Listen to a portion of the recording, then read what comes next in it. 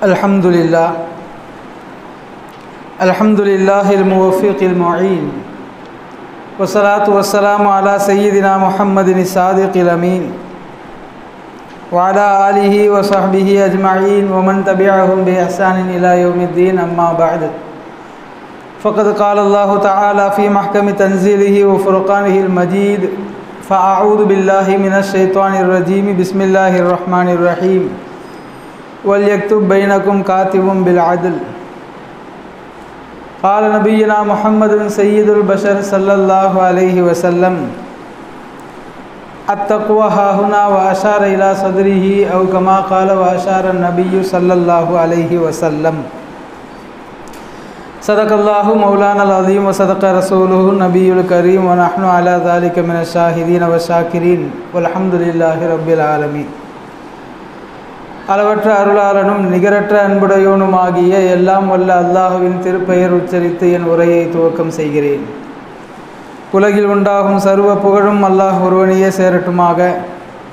அவனது சாந்தியும் சமாதானமும் கருணையும் ஈடேற்றமும் அகிலத்தின் அருட்கொடையாய் வந்துதித்த அண்ணல் எம்பெருமான் ரசூலுல்லாஹி ஸல்லல்லாஹு அலைஹி வஸல்லம் அன்னவர்கள் மீதும், அன்னாரின் வழி நடந்த உத்தம சத்திய சஹாபாக்கள், தாபிஈன்கள், தபஉ தாபிஈன்கள், நாதாக்கள், நல்லவர்கள், அவுலியாக்கள், இமாம்கள், குறிப்பாக சிறப்பான இச்சபையில் ஒன்று அமர்ந்திருக்கக்கூடிய நம் அனைவர் மீதும் அனைவர் குடும்பத்தார் மீதும் என்றென்றும் நிறைவாக நிலவட்டுமாக.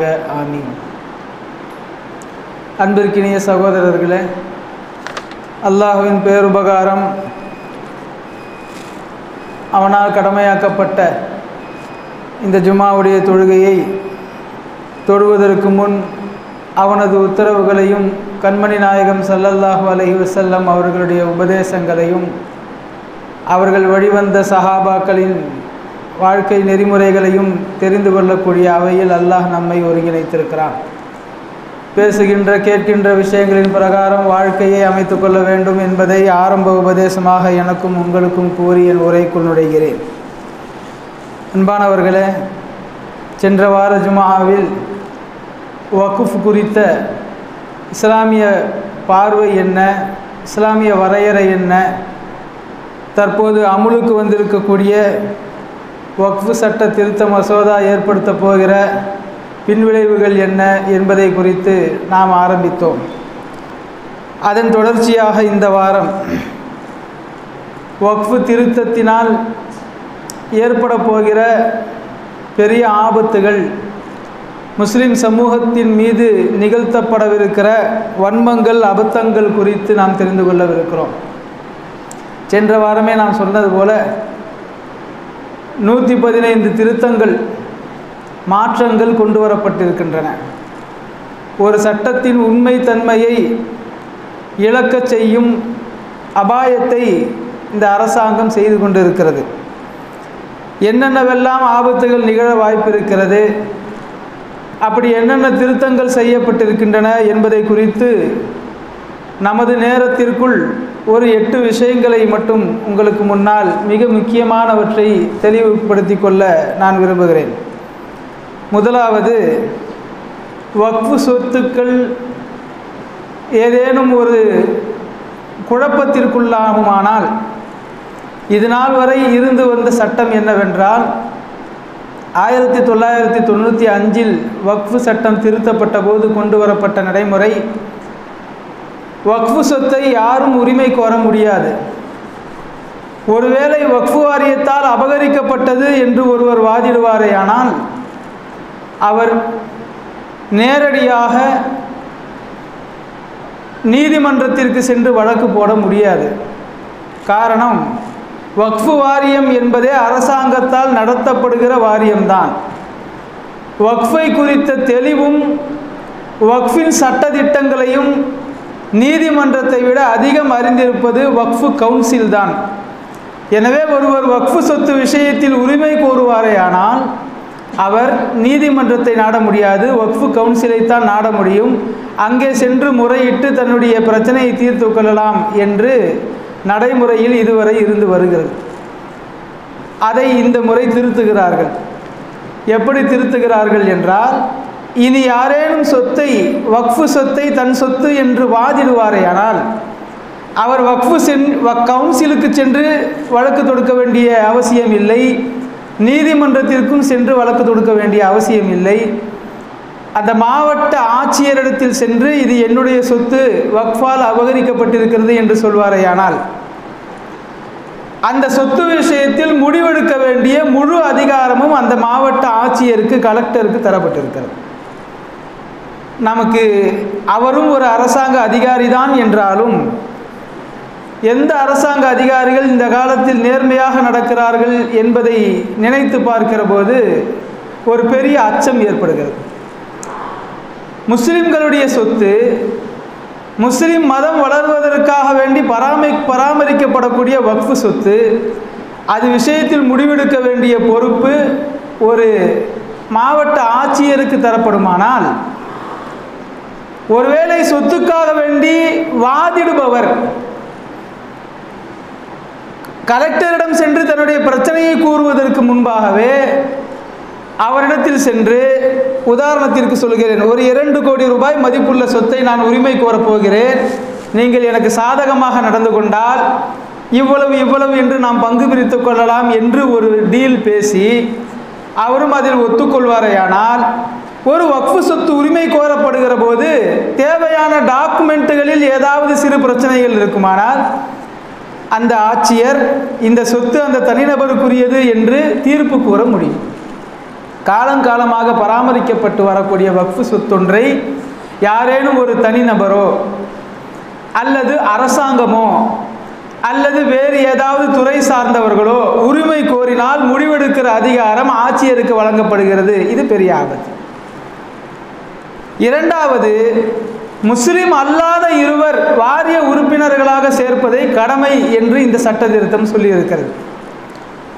முழுக்க முழுக்க முஸ்லிம்களுக்காக உருவாக்கப்பட்ட ஒரு வாரியம், முஸ்லிம்கள் தாங்கள் வாழ்க்கையிலே சம்பாதித்து கஷ்டப்பட்டு சேர்த்து அல்லாஹ்விற்காக வேண்டி அவனது பாதையில் வக்ஃபு செய்த சொத்தை நிர்வகிப்பதற்கு முஸ்லிம் அல்லாத இருவர் வேண்டும் என்று சொல்லுகிறது.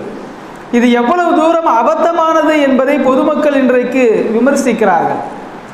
திருப்பதி தேவஸ்தானத்தில் அங்கே பராமரிக்கப்படுகிற சொத்துக்களை நிர்வகிப்பதற்கு இந்து அல்லாத யாரும் இருக்க முடியாது.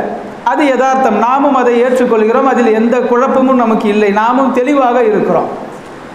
முஸ்லிம் அல்லாத கொள்கையுடையவர்களுடைய சொத்துக்களை நிர்வகிப்பதற்கு முஸ்லிம்கள் இடம்பெறக்கூடாது என்பதை நாம் ஆதரிக்கிறோம். நமக்கு அங்கு வேலை இல்லை, அது நமக்கான சொத்து இல்லை, முஸ்லிம்கள் வழங்கியது இல்லை. அவரவர்களுக்கான சொத்துக்களை அவரவர்கள் பராமரிக்க வேண்டும் என்பதை இதே அரசாங்கம் விரும்புகிறது. எந்த அளவிற்கு விரும்புகிறது என்றால், இந்து அறநிலையத்துறை சார்பாக தமிழகத்தில் நடைபெறக்கூடிய கல்லூரிகளில் ஆசிரியர்களாக இந்து அல்லாதவர்கள் நியமிக்கப்படக்கூடாது என்று இவர்கள் விரும்புகிறார்கள். கல்வி என்பது பொதுவானது. கல்வி கற்றுக் கொடுக்கக்கூடியவர் பொதுவானவர். மதம் சார்ந்து கல்வி என்பது இந்த உலகத்தில் எப்போதுமே நடைமுறைப்படுத்தப்படுவதே கிடையாது. நாமும் பள்ளிகளிலே படித்திருக்கிறோம். நமக்கு முஸ்லிம் ஆசிரியர்களை விட இந்து ஆசிரியர்கள் அதிகமாக இருந்திருக்கிறார்கள், இந்து ஆசிரியைகள் அதிகமாக இருந்திருக்கிறார்கள். அதே போல இந்து மாணவர்கள், கிறிஸ்தவ மாணவர்கள் படிக்கிற எத்தனையோ கல்லூரிகளில், பள்ளிகளில் முஸ்லிம் ஆசிரியர்கள் படித்து கொடுத்து கொண்டு இருக்கிறார்கள். இதனால் வரை அதில் எந்த குழப்பமும் யாருக்கும் ஏற்படவில்லை. ஆனால் சமீப காலமாக இவர்கள் இந்து அறநிலையத்துறை சார்பாக நடக்கக்கூடிய கல்லூரிகளில் முஸ்லிம் ஆசிரியர்கள், ஆசிரியைகள் இடம்பெறக்கூடாது என்று இவர்கள் கோரி வருகிறார்கள். ஒருபுறம் இதை தன்னுடைய நிலைப்பாட்டாக தெரிவிக்கக்கூடிய அவர்களே தான் முழுக்க முழுக்க முஸ்லிம்களால் முஸ்லிம்களுக்காக வேண்டியே உருவாக்கப்பட்ட வக்ஃபு வாரியத்தில் முஸ்லிம் அல்லாத இருவர் இருக்க வேண்டும் என்று விரும்புகிறார்கள். இது இரண்டாவது அபத்தம். மூன்றாவது, வக்ஃபுடைய அசல் நோக்கம் இங்கே சிதைக்கப்படுகிறது. வக்ஃபுடைய அசல் நோக்கமே என்ன? ஷரீஅத் சொல்லுகிற வக்ஃபு மட்டும் இல்லை. உலகத்தில் வக்ஃபு என்று எந்த இடத்திலெல்லாம் எந்த கொள்கையில் உள்ளவர்களெல்லாம் செய்கிறார்களோ எல்லோருக்குமே கொடுக்கும் போது இருக்கக்கூடிய நோக்கம் கவனிக்கப்பட வேண்டும். உதாரணத்திற்கு நான் சொல்லுகிறேன். பில்கேட்ஸ் இப்போதும் வாழ்ந்து கொண்டிருக்கிறார். உலக அளவில் பெரும் பணக்காரர்களில் ஒருவர். உலகின் பல ஏழை நாடுகளுக்கு நிறைய சொத்துக்களை வாரி வழங்கியவர்களில் ஒருவர். அப்படி இந்தியாவிற்கென்று பல கோடி மதிப்பிலான சொத்துக்களை அவர் தானமாக கொடுக்கிறார். நமக்கு புரிகிற பாஷையில் சொல்றதா இருந்தால் அவர் வக்ஃபு பண்றார். அவர் வக்ஃபு செய்யும் போது அவர் சொல்கின்ற விஷயம் என்னவென்றால், நான் கொடுக்கிற இந்த சொத்துக்களில் இருந்து வரக்கூடிய வருமானத்தை இந்தியாவின் சுகாதார மேம்பாட்டிற்காக வேண்டி மட்டும் பயன்படுத்த வேண்டும் என்று அவர் சொல்லி வக்ஃபு செய்கிறார். அது அப்படிதான் இன்னைக்கும் பின்பற்றப்படுது. அவர் கொடுத்திருக்கக்கூடிய அந்த வக்ஃபில் இருந்து வரக்கூடிய வருமானம் எதற்காக உபயோகப்படுது? இந்தியாவின் சுகாதாரத்தை மேம்பாடு செய்வதற்காக வேண்டி பயன்படுத்தப்படுகிறது. எனவே பொதுவாகவே வக்ஃபு செய்பவர்கள் எந்த நிய்யத்தில் வக்ஃபு செய்கிறார்களோ அது அந்த நிய்யத்திற்காக மட்டுமே செலவிடப்பட வேண்டும். இதுதான் விதிமுறை. உலகத்தில் எல்லாருமே அப்படிதான் செய்கிறாங்க. ஏன் அப்படின்னா, வக்ஃபு செய்கிறவர் உலகத்தில் எது ரொம்ப முக்கியமான சேவைன்னு நினைக்கிறாரோ அதுக்காண்டி தான் கொடுப்பார். சமுதாயத்தில் நிறைய ஏழை குமர்களை பார்த்த ஒரு செல்வந்தர் இருக்கிறார். கஷ்டப்படுறாங்க. 30 வயசுல கல்யாணம் ஆகாம, 35 வயசுல கல்யாணம் ஆகாம, 40 வயசுல கூட கல்யாணம் ஆகாத ஏழை குமர்லாம் இருக்குது. எனவே இந்த இழிநிலை போறதுக்காக நான் ஏதாவது செய்யணும்னு நினைக்கிற ஒரு செல்வந்தர் ஏழை குமர்களுக்காக என்று அவர் தன்னுடைய பொருளாதாரத்தை தந்தால் அது அதற்காக மட்டுமே பயன்படுத்தப்பட வேண்டும். அதே இன்னொரு செல்வந்தர் பசியால் வாழ்றவங்களை அதிகமாக பார்க்குறார். அன்னாட காட்சிகளாக இருக்கிறாங்க. டெய்லி உணவே அவங்களுக்கு சிரமமாக இருக்குது. அல்லது டெய்லி சம்பாரித்து குடும்பத்தை நடத்துகிறாங்க. திடீர்னு ஒரு ஆஸ்பத்திரி செலவோ அல்லது பெரிய செலவு ஏதாவது வந்துட்டு அவங்களால செய்ய முடியல. கடைசி கடனில் போய் விழுகிறாங்க, வட்டியில் போய் விழுகிறாங்க, வாழ்க்கையே இல்லாமல் போயிடுது. இப்படிப்பட்டவர்களுடைய துயரை நீக்குவதற்காக நான் செலவு செய்ய போகிறேன் என்று ஒரு செல்வந்தர் முடிவெடுத்தால் அவர் எதுக்காக வேண்டி கொடுப்பாரு? ஏழைகளுடைய வறுமை போக்குறதுக்காக நான் வக்ஃபு பண்ணுறேன் அப்படின்னு சொல்லுவார் இல்லையா? அப்படி என்றால் வக்ஃபு செய்பவர் சமுதாயத்தில் எதற்கான தேவை அதிகம் இருக்கிறது என்று கருதுகிறாரோ அதைத்தான் தன்னுடைய வக்ஃபின் நிய்யத்தாக வைப்பார். பில்கேட்ஸ் ஒவ்வொரு நாட்டிலையும் ஒவ்வொரு காரணத்தை சொல்லி வக்ஃபு பண்றார். இந்தியாவிலேயே சுகாதார முன்னேற்றத்தை அவர் சொன்னாரு. இங்க ரொம்ப மோசமா இருக்குது சூழ்நிலை, அதனால அதிகமா நோய் வருது, அதனால அதிகமா உலகத்தில் நோய்கள் தாக்கப்படுகிற குழந்தைகளின் விகிதாச்சாரத்தில் இந்திய குழந்தைகள் இருக்கிறார்கள் என்பதை கவலையோடு அவர் பார்த்ததுனால அவர் இந்தியாவுக்கு வக்ஃபு பண்றேன்னு சொல்லும் போதே இந்திய சுகாதார மேம்பாட்டிற்காக வக்ஃபு செய்யறேங்கிறதையும் சேர்த்து சொல்றார். அப்படி என்றால் வக்ஃபு செய்பவருடைய நிய்யத்தை கவனிப்பது என்பது அவர் செய்கிற வக்ஃபுக்கு நாம் திருப்பி செலுத்துகிற மரியாதை. அப்படிதானே? ஒருத்தர் கொண்டு வந்து பள்ளிவாசலுக்காக இதை வச்சுக்கங்கன்னு கொடுத்தார். அதை நம்ம கொண்டு போய் மதரசாவுக்காக செலவு செய்யறது இல்லை. மதரசா கட்டுறதுக்காக ஒருத்தர் கொடுத்துறார், அதை கொண்டு போய் தர்கா புனரமைப்பு பண்றதுக்காக நம்ம செலவு செய்யறது இல்லை. ஏன்னா வாக்கிஃபுடைய நிய்யத் மதிக்கப்பட வேண்டும் என்பதை ஷரீஅத்து கடமையாக்கி வைத்திருக்கிறது. அப்படிதான் இன்னைக்கு நம்முடைய மஸ்ஜிதில் நிர்வாகமும் நடந்துகிட்டு இருக்கு. தர்காவிற்காக வேண்டி கொடுக்கப்பட்ட காசு பணங்கள் 1 ரூபாய் கூட பள்ளிவாசலுக்காக செலவு செய்யப்படலை. சென்ற ஆண்டு புனரமைப்பு நடந்ததே ஒரு சான்று. இது வாக்குஃபீன்களுக்கு நாம் கொடுக்கிற திருப்பி செலுத்துகிற மரியாதை.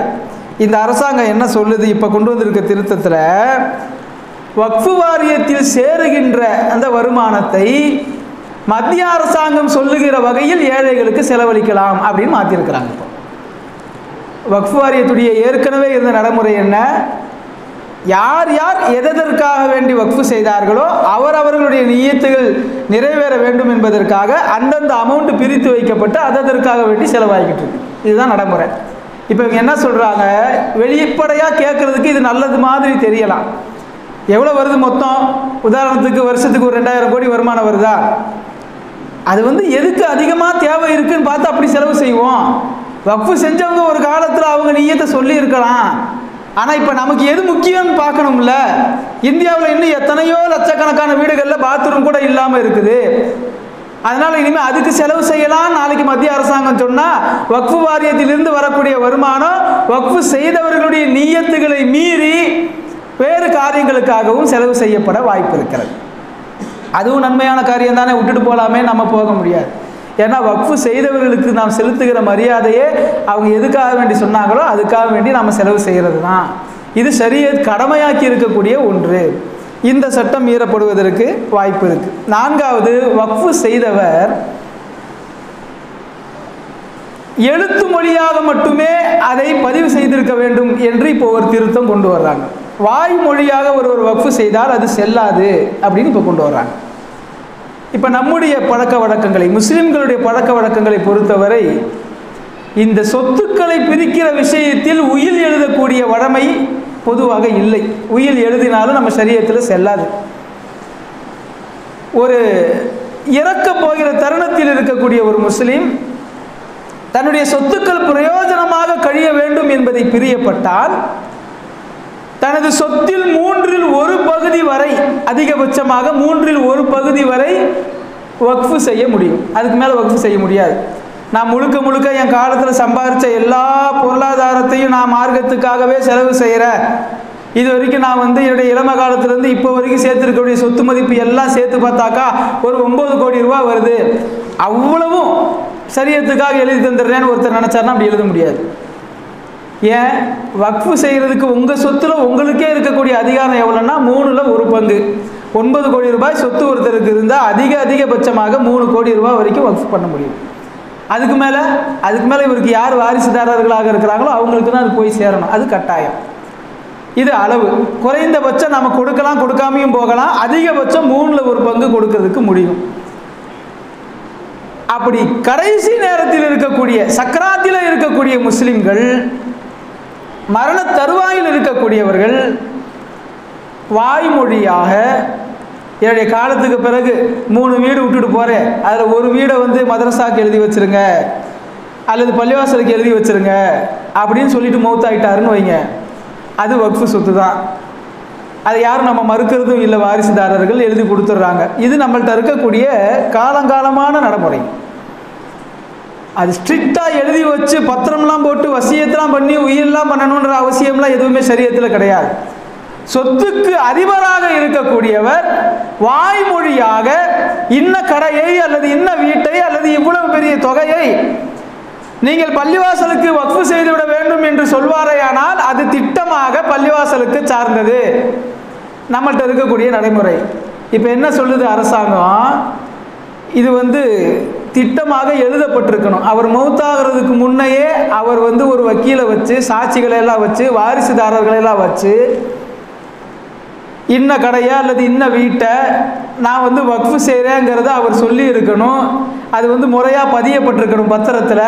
சாட்சிகாரங்கள்லாம் கையெழுத்து போட்டிருக்கணும், வழக்கறிஞர்லாம் கையெழுத்து போட்டிருக்கணும். இந்த நடைமுறையை சொல்லுது. ஒரு ஆச்சரியம் என்னென்னா, இந்த நடைமுறையை, இந்த திருத்தத்தை சொல்லுற போது பாராளுமன்றத்தில் அந்த அமைச்சர் சொல்கிறாரு, திருக்குரானிலேயே சொல்லப்பட்டு இருக்கிறது, இருவரை சாட்சிகளாக அமர வைத்து நீங்கள் காரியங்களில் ஈடுபடுங்கள். அது சொத்து எழுதுறதா இருந்தாலும் சரி, கடன் கொடுத்து வாங்குறதா இருந்தாலும் சரி, வியாபார ஒப்பந்தமாக இருந்தாலும் சரி, எதுவாக இருந்தாலும் சாட்சிகளை அமர வையுங்கள். ஒரு நியாயமான ஒருவர் அதை எழுதட்டும். வல்யக்து பைனக்கும் காத்திபுன் பில் அதில், நேர்மையான முறையில் ஒரு காத்திப் எழுதக்கூடியவர் அமர்ந்து எழுதட்டும். இது சரியான சட்டம் தான். இந்த ஆயத்தை மேற்கோள் காட்டி அவங்க ரொம்ப நமக்கு சாதகமாக பேசுகிறாங்க. திருக்குரான்லேயே இருக்குது, 2 பேரை சாட்சியாக வையுங்க, ஒருத்தரை எழுத வையுங்க. ஷரியத்துடைய சட்டம் என்னவென்றால் உண்மையில் எழுத வைப்பது தான். நாம் என்ன காரியங்கள் செய்தாலும், ஒரு அண்ணன் ஒரு தம்பிக்கு கடன் கொடுக்கிறார் என்றால் கூட ஷரியத்துடைய சட்ட ரீதியிலான நடைமுறை என்னவென்றால் 2 பேரும் உங்களுடைய ஒப்பந்தத்தை எழுதுங்க. அண்ணன் ஆகிய நான் என் தம்பிக்கு ஒரு 5 லட்சம் ரூபா கடன் தர்றேன், இதுக்கு இவரும் சாட்சி. இந்த நடைமுறையை பதிவு பண்ண தான் சொல்லுது இஸ்லாம். ஏன்னா பிரச்சனைகள் வரக்கூடாது. அண்ணன் தம்பிக்கு மத்தியில் உறவு எவ்வளோ வேணுமானால் பலமாக இருக்கலாம், சூழ்நிலை எப்படி மாறும் தெரியாது. சட்டம் இதுதான். ஒருவேளை அண்ணன் தம்பிக்குள் இருக்கக்கூடிய இணக்கத்தின் காரணமாக அல்லது இருவரின் விசாலமான மனதின் காரணமாக, என் தம்பிக்கு நான் கொடுக்குறேன், அவன் ஏமாற்ற மாட்டான், ஏமாத்தினாலும் பரவாயில்லைன்ட்டு அண்ணன் எந்த சாட்சிகளையும் வைக்காம பணத்தை கொடுத்துட்டார் அப்படின்னா தம்பி பணத்தை திருப்பி கொடுத்து தான் ஆகணும். இந்த முறைப்படி எழுதலையே, சாட்சிகள் வைக்கலையே, அதனால் இது கடன் ஆகாது அப்படின்னு தம்பியும் சொல்ல முடியாது. அண்ணனும் இந்த பணத்தை நான் கொடுத்துட்டேன், சாட்சிகள்லாம் வைக்காமல் விட்டுட்டேன் தெரியாமல், அதனால் அந்த பணம் எனக்கு வாங்க முடியலன்னா பரவாயில்லைன்னு விடவும் முடியாது. ஷரியத் எவ்வளவு அழகானதுன்னா சட்டத்தை சொல்லிடும், இதுதான் சட்டம், நீங்கள் விசாலமாக நடந்துக்கிறீங்களா அது நல்லதுன்னு சொல்லுது. இன்னொரு மசாலா உதாரணம் சொல்கிறேன் உங்களுக்கு. ஒரு முஸ்லீம் இன்னொரு முஸ்லீமை கொலை செய்து விட்டார். சட்டம் என்ன? இப்போ வேணும்கே கொலை செஞ்சுட்டார். சட்டம் என்னன்னா, கொலை செய்தவர் கொலை செய்யப்பட்டவருக்காக பழி வாங்கப்பட வேண்டும் இல்லையா? இது இஸ்லாமின் சட்டம். அநியாயமான முறையில் ஒருவர் கொல்லப்பட்டால் கொலை செய்தவரை பழி வாங்க வேண்டும். அப்படின்னா கொலை செய்யணும். ஒருவேளை கொலை செய்யப்பட்டவருடைய குடும்பத்தார் இரக்க குணத்தோடு அவரை மன்னித்து விடுவார்களேயானால், அதற்கு பதிலாக ஒரு நஷ்டஈடை பெற்றுக் கொள்வார்களேயானால் அது நல்லதுன்னு சொல்லுது ஷரியத். அவரை கொண்டு என்னங்க ஆக போகுது? ஏதோ சண்டை வந்துச்சு, கோபத்தில் அடித்து கொண்டுட்டாரு, திரும்ப அவரை கொள்றதுனால எங்களுக்கு என்ன பிரயோஜனம்? எங்கள் அத்தா இல்லாமல் நாங்கள்லாம் அனாதையான மாதிரி இவர் இல்லாமல் இவர் குடும்பம் அனாதை ஆகிடக்கூடாது, அதனால் எங்களுக்கு ஒரு நஷ்டஈடு அவங்க தந்துவிட்டு போய்கட்டும்னு சொன்னாங்கன்னா இது நல்லதுன்னு சொல்லுது ஷரியத். இதில் இன்னும் நல்லது என்னன்னா, நாங்கள் மன்னிச்சும் விட்டுறோம், எங்களுக்கு நஷ்டஈடும் வேணான்னு சொல்கிறாங்கன்னு வச்சுப்போம். இது இன்னும் நல்லதுன்னு சொல்லுது. இப்போ ஷரியத்தின் பார்வை எல்லா சட்டங்களிலும் எப்படி இருக்கும் என்றால், சட்டம் இதுதான், இப்படி செய்வது உங்களுக்கு நல்லது. இல்லை எனக்கு விசாலமான முறையில் மன்னிக்கிற குணம் இருக்குன்னு நீங்கள் மன்னிச்சிங்கன்னா அது அல்லாஹ் ரொம்ப பிரியப்படுறான்னு குர்ஆன்ல சொல்லு. அதே மாதிரி தான் வக்ஃபுடைய சட்டத்திலேயும், கடனுடைய சட்டத்திலேயும், வியாபாரத்தின் சட்டத்திலேயும் கொடுக்கல் வாங்கல் எங்கெல்லாம் நடைபெறுகிறதோ, அல்லது உறவுகள் ரீதியிலான பிரச்சனைகள் எங்கெல்லாம் வருகிறதோ, ஒரு தலாக் ஆகட்டும், ஹுலாவாகட்டும், சொத்து பிரிக்கிற விஷயமாகட்டும், அண்ணன் தம்பி பிரச்சனை ஆகட்டும், நாம செய்கிற எல்லா பஞ்சாயத்துகளிலேயுமே 2 நபர்களை சாட்சியாக வைத்து எழுதக்கூடிய ஒருவரை வைக்க வேண்டும். நம்ம பள்ளிவாசல் சார்பாக நடக்கிற பஞ்சாயத்துகளில் கூட நீங்கள் பார்த்தீங்கன்னா தலைவருடைய கையெழுத்து, அதுக்கு முன்னாடியே சம்பந்தப்பட்ட 2 சாராருடைய கையெழுத்து, ட்ரஸ்டிகளுடைய கையெழுத்து, கடைசியில் இமாமுடைய கையெழுத்து, அதுக்கும் கடைசியாக எழுதியவர் அப்படின்னு சொல்லிட்டு ஒரு கையெழுத்து போடுவோம். யாராவது ஒரு ஆள் எழுத தான் போகிறாங்க, அது தனியாக போடணுமா, எழுதுனவர்னு போடணுமான்னா ஷரியத் அப்படி தான் சொல்லுது. இது சட்டம்.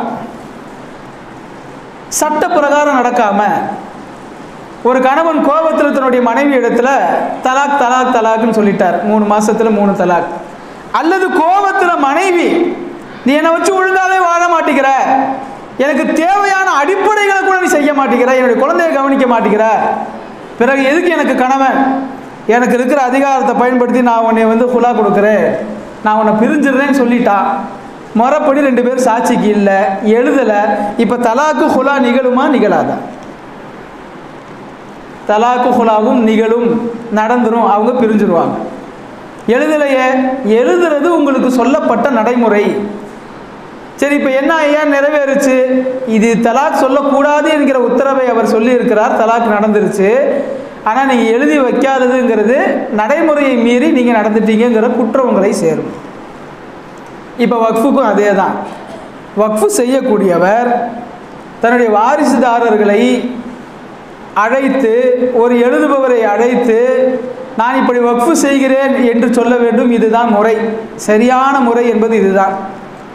ஆனால் கடைசி மூச்சுக்களை இழுத்து கொண்டு இருக்கக்கூடிய ஒரு முஸ்லீம், அல்லது வாரிசுதாரர்களை விட தூரமாக இருக்கக்கூடிய முஸ்லீம், ஒரு எழுதுபவரை ஏற்பாடு செய்வதற்கு கூட அவகாசம் இல்லாத நிலையில் இருக்கக்கூடிய ஒரு முஸ்லீம் தான் சம்பாதித்த சொத்தை வக்ஃபு செய்ய நினைத்தால் அது முடியாது என்று சொல்லுகிறது இந்த திருத்தம். ஆனால் ஷரீஅத் அதையும் வக்ஃபு என்று தான் சொல்லுகிறது. ஷரீஅத்துடைய அடிப்படை சட்டங்களிலேயே இவர்கள் கை வைக்கிறார்கள். 5வது ஒரு ஆபத்து புதுசாக கொண்டு வந்திருக்கிறாங்க. வக்ஃபு செய்பவர் ஏற்கனவே 5 வருஷம் முஸ்லீமாக இருந்திருக்கணும் அப்படின்னு சொல்கிறாங்க. நான் இந்த வருஷம் வக்ஃபு செய்ய போகிறேன்னா 2020 நான் முஸ்லீமாக இருந்திருக்கணும். புதிதாக ஒருத்தர் இஸ்லாத்திற்குள் வந்தார் என்றால் அவர் வக்ஃபு செய்ய பிரியப்பட்டாலும் கூட, அவர் சொத்து தான், அவரே நினைச்சாலும் 5 வருஷத்துக்கு வக்ஃபு பண்ண முடியாது, அது ரிஜிஸ்டர் செய்யப்படாது. இது எப்படிப்பட்ட அதிகாரம்? ஒரு தனி மனிதனின் சுதந்திரத்தை பறிக்கக்கூடியது இல்லையா? நான் கஷ்டப்பட்டு சம்பாதிச்சேன், நான் அந்த சொத்தை அழிக்கிறதுக்கு இந்த அரசாங்கம் அதிகாரம் கொடுக்குது. சூதாடியோ அல்லது குடிச்சோ கெட்ட பழக்கங்களுக்கு பயன்படுத்தியோ ஏதோ ஒரு வகையில் அதை நாசமாக்குறதுக்கு இந்த அரசாங்கம் தடை பண்ணுறது இல்லை. நான் ஒரு நல்ல காரியத்துக்கு கொடுக்கணும்னு அதை வக்ஃபு செய்ய நினச்சா நீ 5 வருஷமாக முஸ்லீமாக இருந்திருக்கணும், புதுசாக வந்திருக்க முஸ்லீம்கள்லாம் வக்ஃபு செய்ய முடியாது அப்படின்னு சட்டம் சொல்லுது. ஷரியத்துடைய பார்வை என்ன?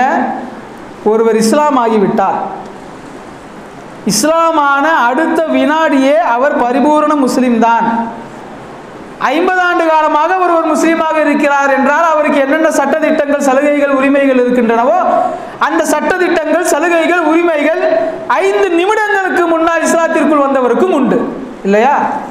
நாம் 20 வருஷம் 25 வருஷம் நம்முடைய பொம்பளை பிள்ளைய வளர்த்துறோம். போன மாதம் தான் ஒருத்தர் முஸ்லீமாகி வந்தார், அவர் கட்டி கொடுக்குறோமா இல்லையா?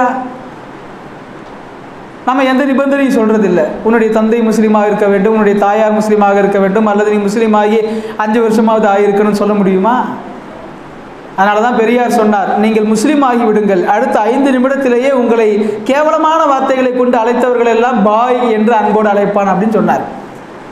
உலகத்திலேயே இஸ்லாத்தில் மட்டும்தான் ஒரு இன்ஸ்டன்ட் சேஞ்ச். நீங்கள் இஸ்லாத்திற்குள் வந்த உடனேயே எந்த விதமான சலுகைகளும் பறிக்கப்படாமல் ஒரு பாரம்பரிய முஸ்லீமுக்கு கிடைக்கக்கூடிய சலுகை, உரிமைகள் எல்லாம் உங்களுக்கு கிடைக்கும்.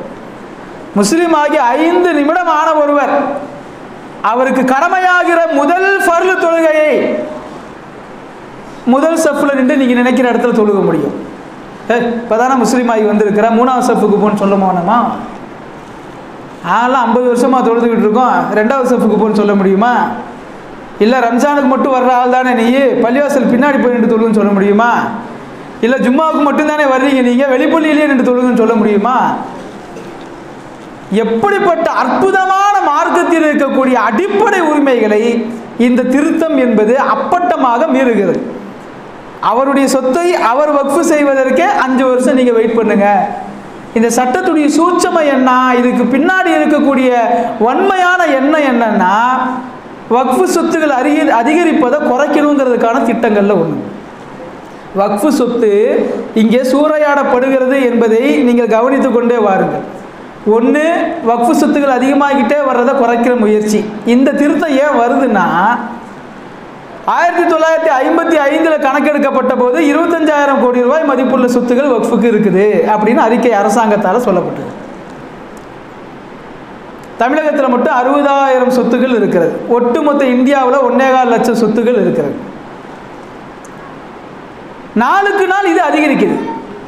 இப்போ வக்ஃபு வாரியத்தில் திருட்டு அதிகமாயிடுச்சுன்னு சொல்றவங்க சொல்ற குற்றச்சாட்டுகளில் பிரதானமான குற்றச்சாட்டுகளில் ஒன்று என்னன்னா, 30,000 கோடி ரூபாய் மதிப்புள்ள சொத்துக்களாக இருந்தது இப்போ 1.25 லட்சம் கோடியா எப்படி ஆச்சு? இவங்க நினைக்கிற சொத்துக்களை எல்லாம் கொஞ்ச நாள் கூடாரம் போட்டு உட்காந்து அதை அப்படியே வக்ஃபு வாரியத்துக்குன்னு சேர்த்துக்கிறாங்க அப்படின்னு குற்றச்சாட்டு. முதல்ல இந்த குற்றச்சாட்டு ரொம்ப அபத்தமானது. இது அரசாங்கத்துக்கு மேலேயே சொல்றது. ஏன்னா வக்ஃபு வாரியங்கிறது முஸ்லிம்கள் மட்டுமே நிர்வாகத்தில் இருக்கக்கூடிய ஒன்று அல்ல. இது அரசாங்கத்தின் சார்பாக முஸ்லிம்கள் கண்காணிப்பில் நடைபெறக்கூடிய ஒரு வாரியம். எப்போ இதில் திருட்டு சம்பவம் நடக்குதுன்னு சொல்றாங்களோ, இது முஸ்லிம்கள் மீது கூறப்படுகிற குற்றச்சாட்டு இல்லை, அரசாங்கத்தின் மீதே கூறப்படுகின்ற குற்றச்சாட்டு.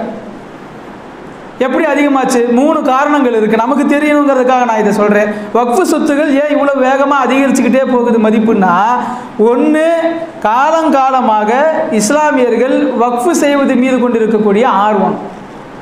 ஒரு 50 வருஷத்துக்கு முன்னே வறுமையில் இருந்தோமா, அப்பயே நம்முடைய மூதாதையர்கள் நிறைய வக்ஃபு செஞ்சிருக்கிறாங்க. அதுலேயும் நம்ம ஊர் மாதிரி கொஞ்சம் ஏழை முஸ்லீம்கள் இருக்கக்கூடிய ஊரை, இப்போ நீங்கள் இந்த பள்ளிவாசலில் செய்யப்படுகிற வேலைகள் இதெல்லாம் யார் கொடுக்குறாங்கிறத நீங்கள் கணக்கு போட்டிங்கன்னா இந்த மொஹல்லாவில் ஒரு 30-40 பேராவது வந்துடும். ஆனால் டெல்டா மாவட்டங்கள்லையும் கடலோர மாவட்டங்களையும் முஸ்லீம்கள் பொருளாதாரம் மிகுந்து வாழுகிற அந்த பகுதிகளில் எல்லாம் நீங்கள் பார்த்தீங்கன்னா ஒரு பள்ளிவாசல் என்பது ஒருத்தர் வக்ஃபு செஞ்சதாகவே இருக்கும். வெறும் ஒருவர் கட்டி கொடுப்பார். 50 லட்சம் 60 லட்சம் வெறும் ஒருவர். நான் தராவி தொழு வச்ச ஊரில் கூட ஒரு மண்டபம் இருக்குது, கிட்டத்தட்ட 1 கோடி ரூபாய்க்கு மேலே இருக்கும். வெறும் ஒருவர் மட்டுமே அதை கட்டி கொடுத்துருக்கிறார். ஒரு மதரசா பில்டிங் இருக்குது, வெறும் ஒருத்தர் மட்டுமே கட்டி கொடுத்துருக்கிறார். அப்போது முஸ்லிம்கள் வறுமையில் இருந்த காலத்திலேயே அவ்வளவு தூரம் வக்ஃபுகள் இருந்திருக்கிறது என்றால், பொருளாதாரம் மிகுந்து வாழ்கிற இந்த காலகட்டத்தில் வக்ஃபுடைய ஆர்வம் அதிகரித்து வக்ஃபுகள் அதிகமாக கொண்டிருப்பது ஒரு காரணம். இரண்டாவது காரணம், 1955 30,000 கோடினா இப்போ 1.25 லட்சம் கோடிங்கிறது ஒரு சாதாரண வியாபாரிக்கு கூட தெரியும். விலையேற்றம் அவ்வளோ போய்கிட்டு இருக்குது. போன வருஷம் 3000 ரூபாய்க்கு சதுரடி விற்ற இடமெல்லாம் இப்போ 4000 ரூபாய்க்கு இடம் கிடைக்கல, சொல்கிறோமா இல்லையா? அப்போ விலையேற்றம் ஒரு புறம், வக்ஃபுகள் அதிகரிப்பது ஒரு புறம். இன்னொன்று, சமீப காலங்களில் பிரைவேட் நிர்வாகமாக இருந்த பல தர்காக்கள், பல கபரஸ்தான்கள், பல மஸ்ஜிதுகள் வக்ஃபு வாரியத்தோடு இணைக்கப்பட்டிருக்கிறது. அதுவும் ஒரு காரணம் வேகமான வளர்ச்சிக்கு. இப்போ இதை தான் அவங்க கவனிக்கிறாங்க. இந்தியாவிலே இவ்வளோ சொத்து இவங்க வச்சுருக்கிறாங்களே, நமக்கு பிடிக்காதவங்களே இவங்க முதல் இடத்துல இருக்கிறாங்களே, இதை எப்படி சட்டப்பூர்வமாக இவங்கள்ட்ட இருந்து பிடுங்கிறது?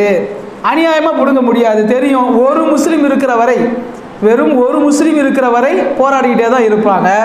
அப்போ என்ன செய்கிறது? சட்டப்பூர்வமாக எல்லாத்தையும் மாற்றலாம். ஒன்று இருக்கிற சட்ட திட்டங்களில் ஸ்ட்ரிக்ட் பண்ணலாம். இன்னொன்று இனிமேல் அதிகமாக வக்ஃபு வராமல் இருக்கிறதுக்கு என்ன செய்யலாம்? அதுக்கு போட்டது தான் அந்த சட்டம். 5 வருஷமாக நீ முஸ்லீமாக இருக்கணும், அப்போ தான் வக்ஃபு பண்ண முடியும். ஒன்று. இன்னொன்று பாருங்கள், 6வது, இது நாள் வரை வக்ஃபு வாரியத்தில் உள்ள சொத்துக்களுக்கு வருமான வரி கிடையாது. இது ரொம்ப முக்கியமானது. இதுக்கு மேலே வருமான வரி உண்டு. நமக்கு புரிகிற மாதிரி சொல்கிறதா இருந்தால், எதெல்லாம் ஜிஎஸ்டி போட முடியுமோ எல்லாத்துலேயும் போட்டு முடித்து போடுறதுக்கு பொருள் இல்லாமல் இப்போ வக்ஃபு வாரியத்துக்கு வந்திருக்கிறாங்க. இது நாள் வரைக்கும் வக்ஃபு வாரியத்துக்கு அதனுடைய சொத்துக்களுக்கு வருமான வரி கிடையாது. ஏன்னா மீண்டும் ஞாபகம் ஊற்ற, வக்ஃபு சொத்துக்கள் என்பது முஸ்லிம்களுடைய நலனுக்காக வேண்டி வக்ஃபு செய்யப்பட்டாலும் கூட அது அரசாங்கத்தின் கண்காணிப்பில் தான் இருக்கிறது. அரசாங்கத்தின் கட்டுப்பாட்டில் இருக்கக்கூடிய சொத்துக்களுக்கு வருமான வரி கிடையாது என்பது பொது விதி. ஆனால் அந்த பொது விதியிலிருந்து விலக்கு வழங்கப்படுகிறது. வக்ஃபு வாரியம் மட்டும் இனிமேல் எவ்வளோ சொத்து இருக்குதோ அந்த சொத்துக்கு எல்லாத்துக்கும் வருமான வரி செலுத்தணும். நம்முடைய வீட்டுக்கு வருஷம் வருமான வரி செலுத்துறதே எவ்வளவு பெரிய அமௌண்ட் வருதுன்னு நமக்கு தெரியும். இந்த சொத்துக்கள் எல்லாத்துக்கும் வருமான வரி போட்டால் எவ்வளோ வரும் அப்படிங்கிறதையும் நாம் கவனத்தில் கொள்ளணும். 7வது முக்கியமான ஒரு மாற்றம் ரொம்ப வித்தியாசமாக இருக்கும், கேட்குறதுக்கு உங்களுக்கு சிரிப்பாக கூட இருக்கலாம். இது நாள் வரைக்கும் வக்ஃபு சொத்தை யாரேனும் அபகரிச்சுட்டா உக்காந்துக்கிட்டு நான் போக மாட்டேன், இது ஏன் சொத்துன்னு ஒருத்தர் உரிமை கோருனா, ஜாமீன் வழங்காத வகையில் அவரை கைது செய்ய முடியும், வழக்கு போட முடியும், அல்லது கடுங்காவல் தண்டனைக்கு உட்படுத்த முடியும். இது ரெண்டையும் எப்படி திருத்தியிருக்காங்கன்னா, இனிமேல் ஜாமீன் வழங்காத தண்டனைங்கிறதே கிடையாது. எவ்வளோ பெரிய சொத்து அபகரிச்சாலும் சரி தண்டனை அவருக்கு இருக்குது, ஆனால் கேஸ் நடக்கிற வரைக்கும் ஜாமீன் கொடுப்போம். 1. 2வது, கடுங்காவல் தண்டனை என்கிற வாசகம் சாதாரண தண்டனை என்று மாற்றப்பட்டிருக்கிறது. இப்போ நமக்கு என்ன கேள்வி வருது? சமுதாயத்தில் ஏற்கனவே எல்லா துறைகளிலேயும் நடக்கக்கூடிய குற்றங்களுக்கு தண்டனை கடினமாகணும், கடுமையாகணும் நம்ம போராடிக்கிட்டு இருக்கோம் இல்லையா? பெண் பிள்ளைகளுடைய பாதுகாப்பு, பெண்களுடைய பாதுகாப்பு, சிறுவர்களின் மீதான பாதுகாப்பு, கொலை கொள்ளை எல்லாத்துக்குமே நாம் போராடிக்கிட்டு இருக்கோம். தண்டனைகளை கடுமையாக்குங்கள். ஆனால் வக்ஃபு வாரிய விஷயத்தில் யார் சொத்தை ஆட்டையை போட வர்றாங்களோ அவங்களுக்கு மட்டும் ஏற்கனவே கடுமையாக இருக்கிற தண்டனையை குறைச்சிருக்கிறாங்க. அப்போ இது யாரின் மீதான அக்கறை? எதிர்காலத்தில் உங்கள் ஆளுக்கு வந்து திருடுவாங்க, நம்ம எடுத்துக்கலாமா? அப்படி தானே அதுக்கு அர்த்தம். எப்படியும் எங்கள் ஆளு தான் அடுத்த வருஷம் இந்த கேஸில் எல்லாம் வருவான், அப்போ அவனுக்கு இப்பயே சலுகை பண்ணி வைக்கணும்ல. இப்படி ஒரு திருத்தம் மேற்கொள்ளப்பட்டிருக்கிறது. 8வது மிக மிக முக்கியமான ஒரு பிரச்சனை, எவ்வளவு சொத்துக்கள் வக்ஃபுக்கு இருக்கிறதோ எல்லாவற்றையும் அந்தந்த மாவட்ட ஆட்சியரிடத்தில் சென்று நீங்கள் புதிதாக மீண்டும் பதிவு செய்ய வேண்டும் என்று சொல்லுங்கள். 1924 வக்ஃபு சட்டம் போடப்பட்டப்பயே எல்லாமே வந்து கணக்கெடுக்கப்பட்டது தான். 1955 ஒரு தடவை எல்லாமே உறுதிப்படுத்தப்பட்டது தான். அவ்வளோ தூரம் ஏன் போன பீரியடில் இதே கவர்மெண்ட் ஆட்சியில் இருந்தபோது அப்போ சிறுபான்மையின நிர்வாகத்துறையில் இருந்த தலைவர் முக்தார் அப்பாஸ் நக்வி அவர் வந்து இதே பாராளுமன்றத்திலேயே பேசினார். வக்ஃபு குறித்து அவர் பேசுகிற போது முழுக்க கம்ப்யூட்டரைஸ்டு ஆக்கப்பட்டிருக்கிறது, கணினிமயமாக்கப்பட்டிருக்கிறது. வக்ஃபுடைய சொத்துக்கள் இந்திய அளவில் எங்கெல்லாம் இருக்கிறது என்பதை இனிமேல் நீங்கள் இணையத்தில் பார்த்து தெரிந்து கொள்ள முடியும். Full and full digitalised, computerised எல்லாம் பண்ணியாச்சு. ஆனால் இப்போ இந்த திருத்தம் என்ன சொல்லுதுன்னா, ஏற்கனவே பண்ணப்பட்டிருந்தாலும் பரவாயில்லை, திரும்ப உங்கள் ஊரில் இருக்கக்கூடிய கலெக்டர்கிட்ட போய் எங்கள் அம்மாப்பேட்டை பள்ளிவாசலுக்கு இதெல்லாம் வக்ஃபு வாரியத்தில் நாங்கள் வந்து பெற்று இருக்கிறோங்கிறத கணக்கு காட்டுங்க அப்படின்னு சொல்லுது. இது எதற்கு? தேவையில்லாத நேர விரயம், பொருளாதார விரயம், அலைச்சல், மன உளைச்சல் முஸ்லீம்களுக்கு கொடுப்பதற்காக கொண்டு வரப்பட்டிருக்கக்கூடிய திருத்தங்களில் இது ஒன்று. சரி, போய் கொடுக்குறோம்ல, முறையாக அரசாங்கத்தில் பதிவு செய்யணும் தானே சொல்கிறாங்க, இது நல்லது தானே நாம் நினச்சா, எங்காவது சில இடங்களில் அந்த காலத்தில் இருந்தே நம்மகிட்ட எல்லா பத்திரங்களும் தாய் பத்திரங்களும் எல்லாமே இருக்கும். எங்கேயாவது ஒன்று மிஸ் ஆகியிருந்தால் நீங்கள் அந்த சொத்தை அடுத்த தடவை நீங்கள் கணக்கு பண்ணவே முடியாது. இப்போ யோசிச்சு பாருங்கள், ஒரு 10 சொத்து நாங்கள் போய் ஒப்படைக்கிறோம் மாவட்ட ஆட்சியர்கிட்ட. அவர் லிஸ்ட் எடுத்து பார்த்துருவார். 10 சொத்தில் ஒரு 2 சொத்து வந்து கொஞ்சம் குளறுபடியாக இருக்குது, கொஞ்சம் டாக்குமெண்ட் சரியில்லை, அல்லது ஏதாவது பிரச்சனையில் இருக்குதுன்னா அதை தனியாக எடுத்து வச்சுக்குவார். அந்த தகவலை அவர் யாருக்கும் கொடுக்க மாட்டார், நம்புவோம். ஒரு வேளை கொடுத்தாருன்னா அந்த சொத்துக்கு யாரேனும் உரிமை கோரி வந்தால் அது நம்ம கையை விட்டு போகிறதுக்கு ரொம்ப ஈஸியாக இருக்கும். இப்படியெல்லாம் நிறைய பிரச்சனைகள் இந்த திருத்தங்களில் தொடர்ந்து வந்து கொண்டே இருக்கிறது. நாம் இதில் செய்ய வேண்டிய முக்கியமான செயல்பாடுகள் என்னவாக இருக்க வேண்டும் என்றால், முழுக்க முழுக்க நமது கண்டனத்தை பதிவு செய்ய வேண்டும். 1, சட்ட ரீதியில் நாம் போராட வேண்டும். 2வது, சென்ற வாரமே சொன்னது போல வக்ஃபு சொத்துகள் குறித்த, வக்ஃபு செய்வதில் உள்ள நன்மைகள் குறித்த அக்கறை நமக்கு அதிகமாக வேண்டும். 3வது, பள்ளிவாசல் நிர்வாகிகளுக்கு மட்டும்தான் இதில் பொறுப்பு இருக்கிறது, கடமை இருக்கிறது என்று நாம் ஒவ்வொருவரும் விலகிவிடக்கூடாது. ஒவ்வொருவருக்குமே இதில் அக்கறை நமக்கு வேண்டும். இன்ஷா அல்லாஹ் அதை பற்றி விரிவாக நேரம் கிடைக்கிற போது பேசலாம். எல்லாம் வல்ல அல்லாஹ் எந்த திருத்தங்களையும் செய்யாத பழைய சட்டங்களை அமுல்படுத்தக்கூடிய சூழ்நிலையை இந்த நாட்டிலே நமக்கு தந்தருள் புரிவானாக. அமைதியான நிம்மதியான வாழ்க்கையை நமக்கு தந்தருள் புரிவானாக. வாழும் காலமெல்லாம் அதிகமாக வக்ஃபு செய்யக்கூடியவர்களாக நம்மை ஆக்கி அருள் புரிவானாக. அதை பாதுகாக்கக்கூடியவர்களாக ஆக்கி அருள் புரிவானாக. ஆமீன். வாஹிரு தஅவானா அல்ஹம்துலில்லாஹி ரப்பில் ஆலமீன்.